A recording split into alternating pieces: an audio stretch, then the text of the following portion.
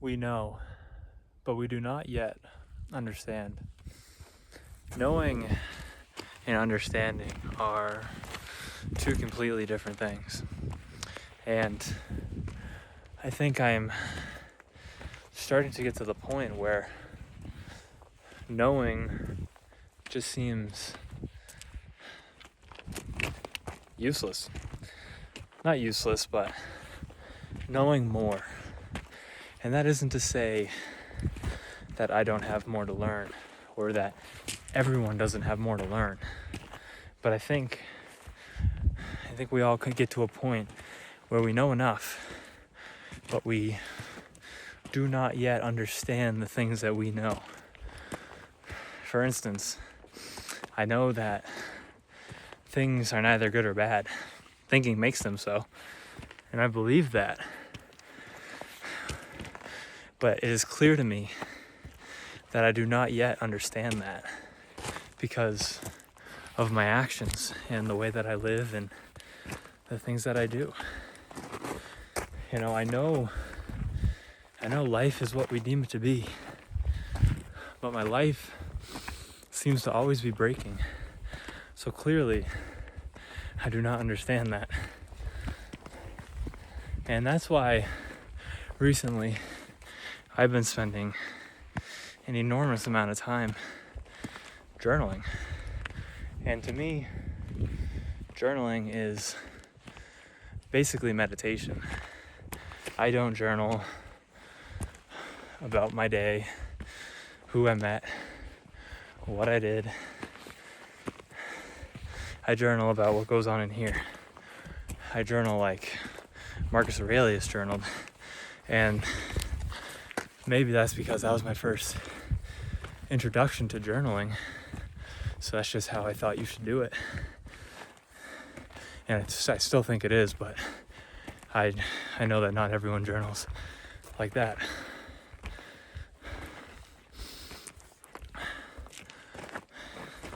But I used to spend the majority of my time reading, and I felt like the answers were in reading. And I would journal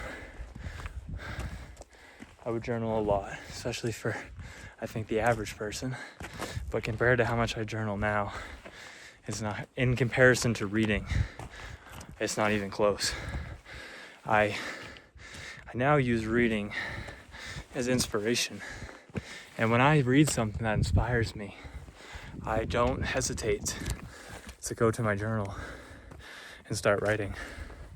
Because I think that's really where the magic happens.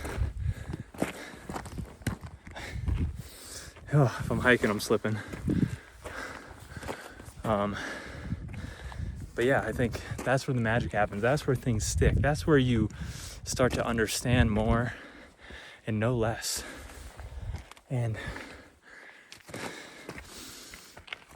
I know enough to know that I'll never know it all. But I think I also know enough to know that understanding is more valuable than knowing. Especially when you get to a certain stage of knowing.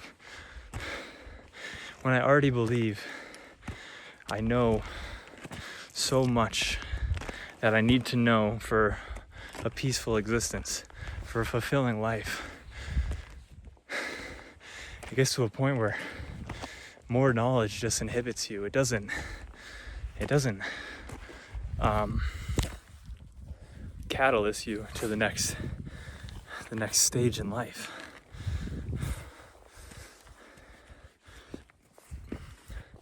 And I think we all need to be honest with ourselves and ask, do I understand the things that I know?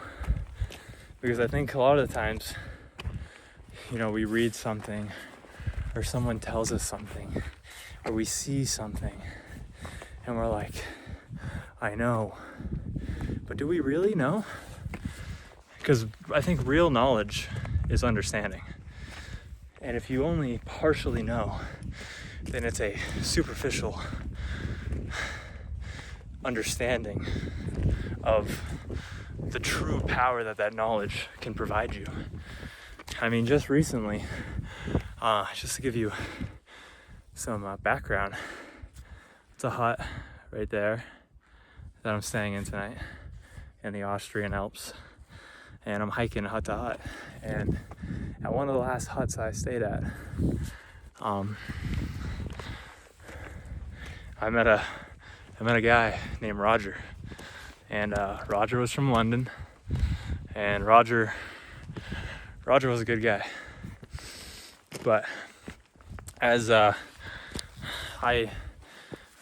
met Roger at the end of the trail the next morning, and you know, I had dinner with him that night, so I said my goodbyes, and he asked what my plans were, and I said, you know, I don't know, I'm thinking about going to that hut that you're going to, but I also am thinking about going to Zermatt, but I'm also thinking about going to Austria. He's like, I don't know, but I ended up telling him, like, I mean, it's preventing me from enjoying myself, because I just had a beautiful walk down from the Bleckenstein Hütte in above Grindelwald, Switzerland, and I barely enjoyed it. My mind was full of the future, of where my head would rest that night, whether I would hike 10 miles away or take a train 100 miles away. And you know, I told Roger, and he told me something I knew, but I didn't understand. He told me, you know, sometimes you just got to make a decision and then make it the right decision.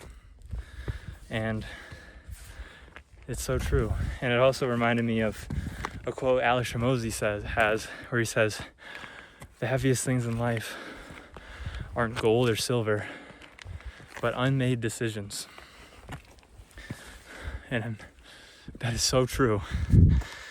These unmade decisions, this whole trip, have been weighing me down and have been destroying my peace of mind. And it hasn't even been a, you know, vacation or an enjoyable trip. It's felt like work at times, you know. Oh, what am I doing today? Plan. What am I doing tomorrow? Plan. Should I do that? Should I do this? Plan. And that's, I mean, one of the downsides of coming into a trip with no plan. But another beauty is that I know I don't like cities, but I planned a city trip, and I had to be reminded of it again to understand. Now I've switched it to a hiking trip, which means a heavy backpack full of things I don't need. But, you know, I'm just thinking of it as training. You know, I can't hit the weights, so I got to carry around a 20, 30-pound backpack every day on big hikes. That's my training now. But that's beside the point.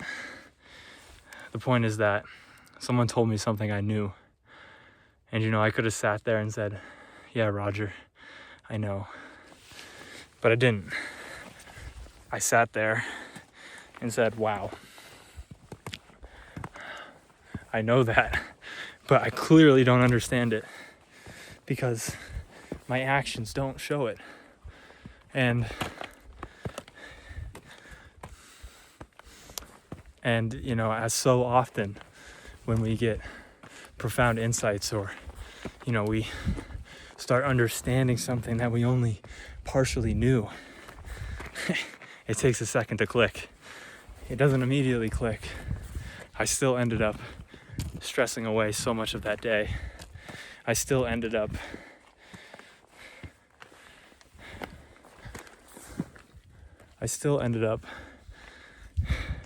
taking a train to Austria and going to a city.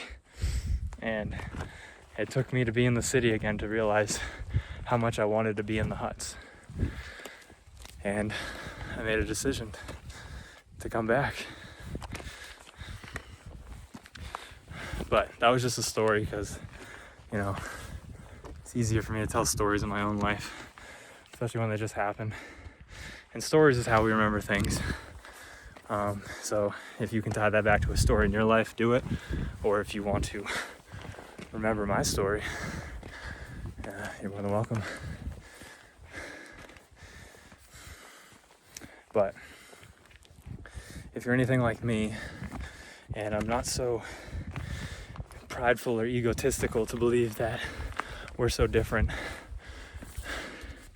then I think you need to spend more time truly understanding the things that you think you know.